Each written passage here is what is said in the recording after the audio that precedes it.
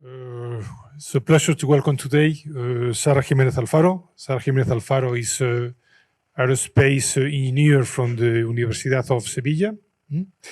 And now she's in her final PhD year, okay, at the Sorbonne University in Paris. In 2020, she was selected as a member of the International PhD Network NewFRAC within the Marie Curie program, and moved to Paris to start the PhD studies at l'Institut d'Alembert. Since 2020, Sara has made two secondments, one at the University of Seville to collaborate with the Elasticity and Strength of Material Group, and now she's currently doing a secondment at the Safran Tech Research Center, belonging to the Safran company until June 2023. Sara will join us, will join our department after she finished her PhD in January 2024. Okay, so welcome here for your Thank you presentation. So much. Okay, so nice to meet you. My name is Sara, and in the seminar of today we are going to talk about modeling of glass matrix composites with the couplet criterion and the match asymptotic approach, the role of a single platelet. So today I will start describing myself a little bit. I know that Eduardo has done it very well, so I will just give 2-3 words. Then I will move into the scientific topic. I will start making an introduction. After that, I will describe the problem we have solved. I will give you some results, and I will finish the presentation making some conclusions and giving some further studies. So as Eduardo has said, I'm doing the PhD in Mechanical Engineering in Sorbonne University. My PhD is about fracture analysis of advanced ceramics. So the main idea is that I try to study computational tools to predict the fracture properties and to study different advanced structures in ceramic materials. I am very lucky because I belong to Sorbonne University, but I don't know if you know it, but Sorbonne is like an heterogeneous model where you have different universities, and I belong to the ancient University of Pierre and Marie Curie. So this is in the city center, as you can see here, very close to the cathedral. So the environment is really, really beautiful. Now I'm not there, I'm in Safran Tech. It is a research center next to Paris, and we are doing a scientific collaboration to apply this computational tool that I'm going to explain today to a material they are studying. And I'm also ESR3 in the ITN NewFRAC, it belongs to the Marie Sklodowska reactions. We are such a very big family. You have here a photo of us in the European Conference on Fracture in Madeira. And just to make you a little bit familiar with my network, you can see here that inside my network there is FIDANC, that is located in Madrid. So yes, now we move to the scientific part. I just remember the title. It is Modeling of Glass Matrix Composites with the couplet criterion and the match asymptotic approach, the role of a single platelet. Let's start with the introduction. Glass materials are widely used in industry because they have plenty of advantages. For example, they have high resistance to corrosion or to oxidation, but they have a very important drawback. That is the fact that they are brittle. It means if I have a glass bottle, I throw it away and it is broken. No? So that means that the fracture toughness is very low. The idea is that at the end of the 60s, they started to investigate new reinforced glass materials to enhance the fracture toughness of glass so that we don't have such a brittle material. Among all the possibilities, they started to study borosilicate glass reinforced by alumina platelets. This is because alumina is a low-cost material and borosilicate glass can be made of recycling material. So we are talking about some kind of eco-friendly and also low-cost composite. We want to study the different ways we have to enhance the fracture toughness of glass when we include this kind of reinforcing that is like a platelet of alumina, and we call to all these mechanisms Tauchening mechanisms. So here I have just included some images from the literature. You can see the microstructure of these kind of composites. For example, here you have the glass, you have the platelet, there is the crack arrives to the platelet and then it is deviated through the interface between the platelet and the glass, and then it is again deviated. Another example, here you have here the damage. It is some kind of decoration in the model. and here there is a penetration. So the crack arrives to the platelet, it is deviated, and it penetrates into the platelet. And finally, here I have included an image of a phenomenon that can happen in this kind of composites, that is a cluster of platelets. So when we have a very high volume fraction, some platelets are accumulated in certain regions in the material, and this we call it a cluster. The objective of my work is to study the different ways we have to enhance the fracture toughness, so the different toughening mechanisms we have in this composite. And we studied these mechanisms from the point of view of a change in the crack path. So we can have a penetration, a decohesion, a deflection, the ones I've mentioned before. We will determine which one is the predominant mechanism as a function of the platelet's dimension. So we have that there are some factors that are making that we have either a decohesion or a deflection or a penetration, and we try to study which are the factors that are making this possible. And we will also study different relative positions between the crack and the platelet, when it is parallel or perpendicular, etc. What is important is that all the conclusions that we are going to talk about today, they are obtained from the point of view of the couplet criterion together with the match asymptotic approach. And just to mention that if you want to know more details about this work, there is a publication now in open access, so you can have a look, not only in this seminar, but if you have any question, I'm completely free to answer. I've mentioned the couplet criterion. It is a criterion used to predict the crack, either the crack nucleation or the crack propagation in brittle materials.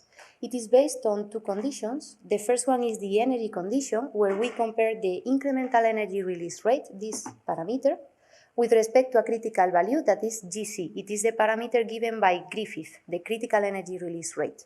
So the incremental energy release rate is defined as the quotient between the increment in potential energy when we generate a new crack divided by the newly created crack length. Then we have a stress condition where we compare the tensile stress all along the expected crack path with respect to a critical value, that is sigma c. It is the tensile strength. I will show you now an example. You have here a 3-point bending test. We have a symmetric loading, so we expect that in the undamaged configuration, assuming there is no crack, at a certain amount of load, there will be a prescribed crack path, a crack that does not exist at the moment, but at the failure load it will exist. And we, in a first step, we measure the tensile stress in the undamaged configuration all along this expected crack path. Then we assume a damage configuration, so we assume now that there is a damage, and we calculate for a certain newly created crack length the increment in potential energy that is liberated when we create this crack. We calculate this value, and then we apply the energy condition. The results of this system of inequations are basically two. The critical failure load, it means we are loading a structure and we guess which is the amount of load we need to generate a crack, and then the newly created crack length. In this kind of theories, we assume that at the moment of the failure, there is a finite increment that grows in an unstable manner, and we call it newly created crack length.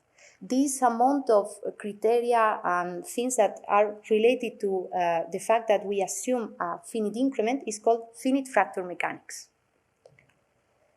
When we have, instead of one material, we have two materials, which is our case because we have platelets of aluminum and then we have glass, the formulation changed slightly. You can see here that in this case we need to consider the fracture properties of material A, for example, and material B, and here we divide the stress condition into two different conditions. I've said that we need the increment in potential energy and that we need also the tensile stress. That means that we need the elastic solution at least in the vicinity of the expected crack path. So for this reason, we are going to apply, we could not apply it, but it is much better to apply it, a mathematically theory that is called match asymptotic approach. So just to explain this theory, I'm going just directly to introduce you to the problem we have solved. You have here a 3-point bending test. We have a pre-existing crack in the middle, and since the load is symmetric, this crack is under mode 1. At the tip of this pre-existing crack, we consider a platelet that can be called also a perturbation. So each time I mention perturbation, it is also a platelet that is oriented at a certain angle alpha, and it has a dimension d, that is the length of the platelet. So we consider that this platelet is much, much lower than the dimensions of the specimen. And for this reason, we can apply the match asymptotic approach. In this case, we make a simplification that would be the last part of the title of this presentation. It is that we assume that there is only one platelet. So we assume that the rest of the material is made only of glass. To estimate the actual solution, UD, in the neighborhood of this platelet, we have used the superscript d to refer to the fact that there is like an influence of the length of the platelet. We use two different expansions. The first one is the outer expansion, and the second one is the inner expansion. Let's start with the outer expansion. Here you have the expression. You can see that UD is equal to U0 plus a small perturbation. U0 would be the solution of the same domain, but considering that there is no platelet, so the outer domain. In this case, this solution seems to be really good, a really good approximation when we are far away from the position where the platelet is assumed to be. So in this case, when we are far away from the tip of the pre-existing crack. Moreover, we know more because we know very well the solution in the neighborhood of the tip of the pre-existing crack, because it is very well studied by our scientific community. It is the Williams expansion, in this case for a crack under mode 1. On the other hand, I've mentioned there were two expansions, so we have the inner expansion. To get this inner expansion, we need to apply a change of variable, so we need to divide all the dimensions of the specimen by the size of the platelet. Since d tends to 0, it means that we are going to obtain an unbounded domain, and we call it inner domain.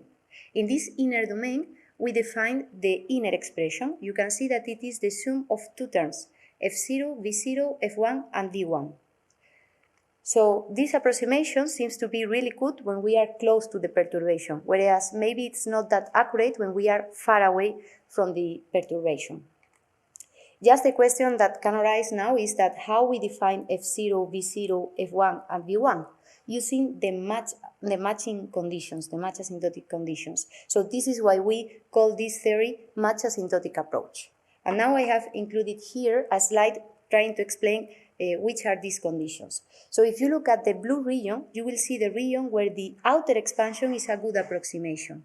If you see the red region, you will see the region where the inner expansion is a good approximation.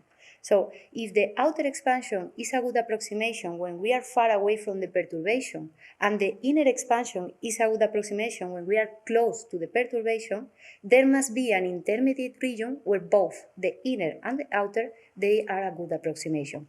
So this is the yellow region, and this is where we apply the matching conditions. In this region, we relate the inner expansion to the outer expansion. You can see here how we relate them. So you can see that, for example, the term F1 is related to K. It is the stress intensity factor given by the Williams expansion, d power lambda. In this case, lambda is 0.5 because we are considering just a crack under mode 1.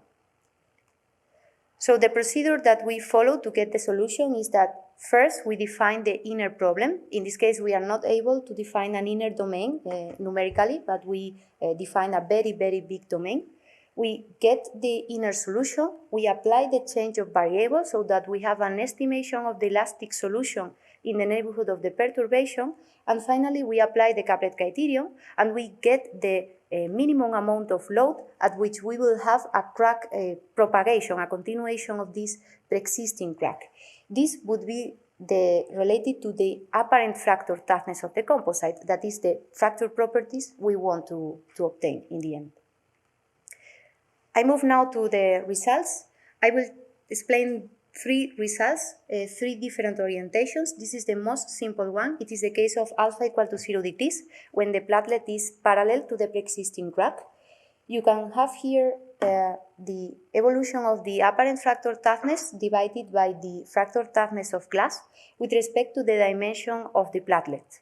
You can see that for long platelets, this amount is higher than 1. It means that when we include just one platelet, we have an enhancement in this fracture property with just one platelet. But then when this amount is less than 1, we have that there is no enhancement. So it means that the apparent fracture toughness is reduced when we include the platelet. So it's not a good solution in a technologically way. Another thing is that you can see that this graphic is strange. There are different regions in the graphic. There are, in particular, 3 different regions. In the first region, you can see the apparent fracture toughness is constant with respect to the size of the platelet.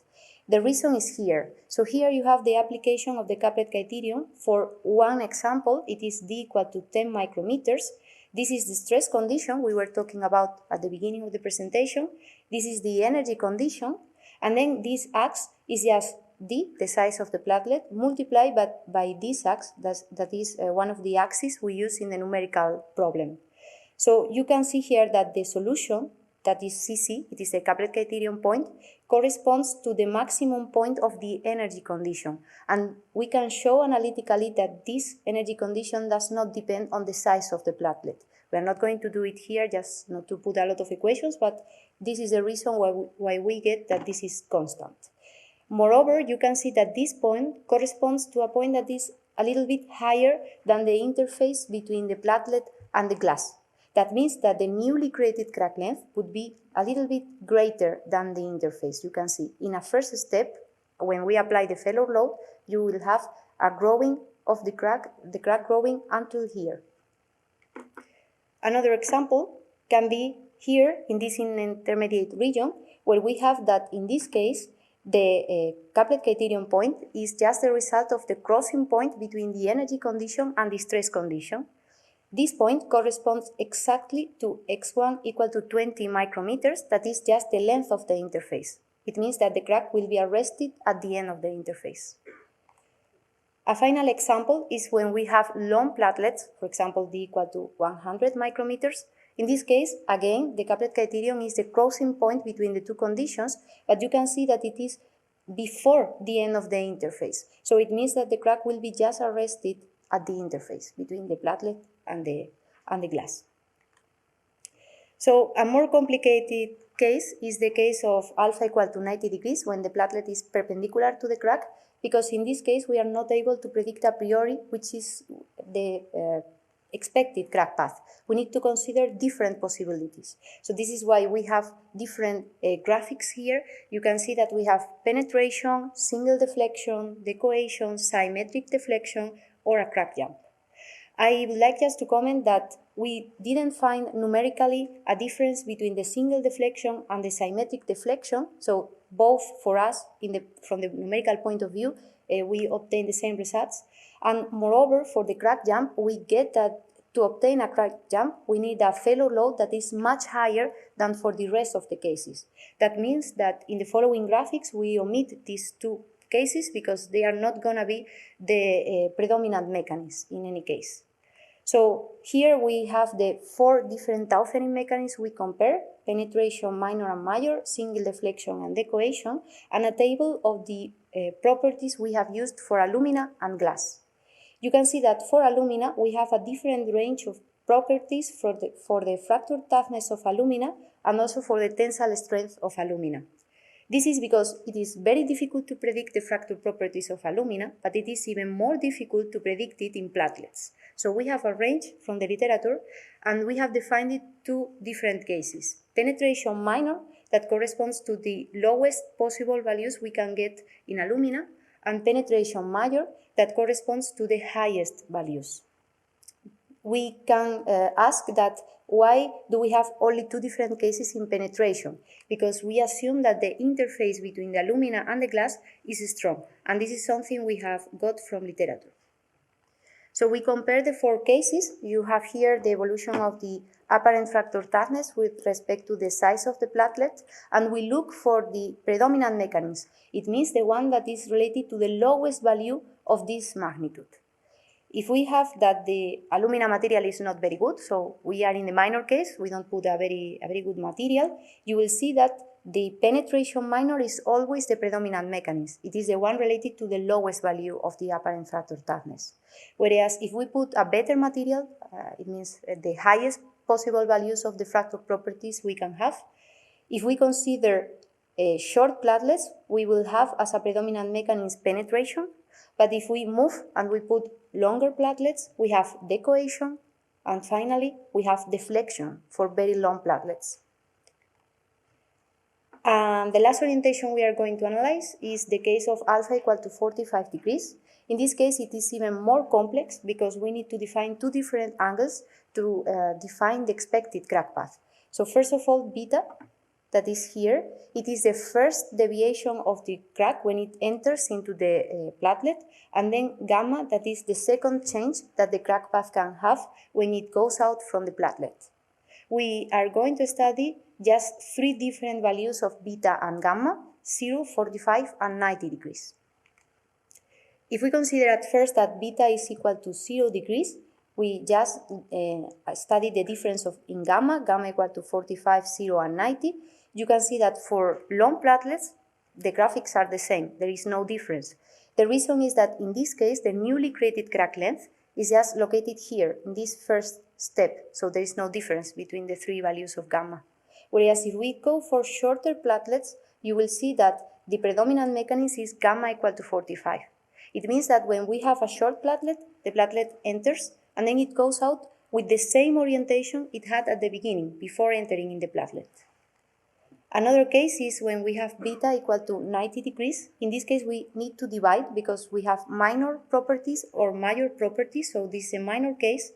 The same conclusion for long platelets we can get from the other slide.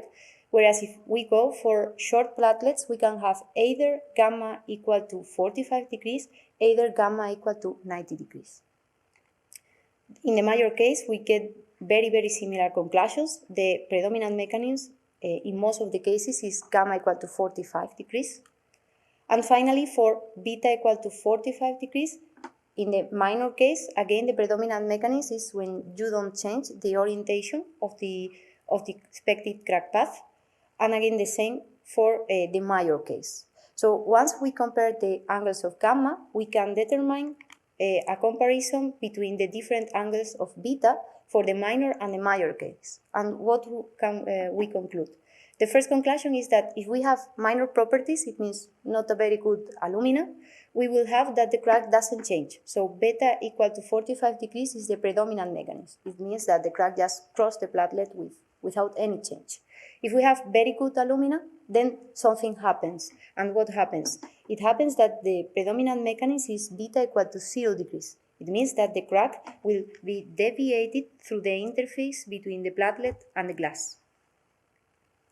So just some conclusions and further studies. The first conclusion is that for the point of view of the couplet criterion, together with the match asymptotic approach, we have developed a computational tool to predict the apparent fracture toughness of this kind of composites, and we have studied different tauthening mechanisms. We are able to determine the predominant mechanism as a function of the size of the platelet, the orientation, etc., and the properties of the material, for example, in the case of alumina. The good point of this computational tool is that we are using this match asymptotic approach, and with this we are able, with just one finite element calculation, to establish the fracture toughness of the composite for any value of the size of the platelet. So we reduce a lot the computational complexity, and this is one of the main advantages of this analytical theory. For future studies, we propose to consider this problem, but analyzing the effect of the rest of the platelets. So in this case, we have just the role of a single platelet. So imagine that we have many platelets in the composite, which is the real situation. This means that we include the effect of the volume fraction, and also we would like to include the effect of residual stresses, because during the cooling down, since there is a difference between the thermal coefficients of alumina and glass, we will have residual stresses, and we also have a strong gradient in temperature, so we will have a very big effect of this phenomenon. And I have to say that this is now a publication that is under review, so I expect to have it very soon to share with the others our results. And the second part of this future study that we propose, it's something I am actually doing. It is that you can apply this numerical tool to other materials. So in this case, in saffron, well, I don't know, I'm sure you know it, but by 2050, we need to be a neutral continent, so we need to reduce to zero our CO2 emissions. And for that, we need to increase the temperature of gases. So the target temperature for saffron is 1,300 degrees, and the metal alloys they are using now, it is not useful anymore for their engines. So the idea is that they need to change the material, and they are studying ceramic materials. Among others, they are studying ceramic matrix composites, and in the case of the high-pressure turbine blades, since we have very complex geometries, we need to study CMC, but in short fibers.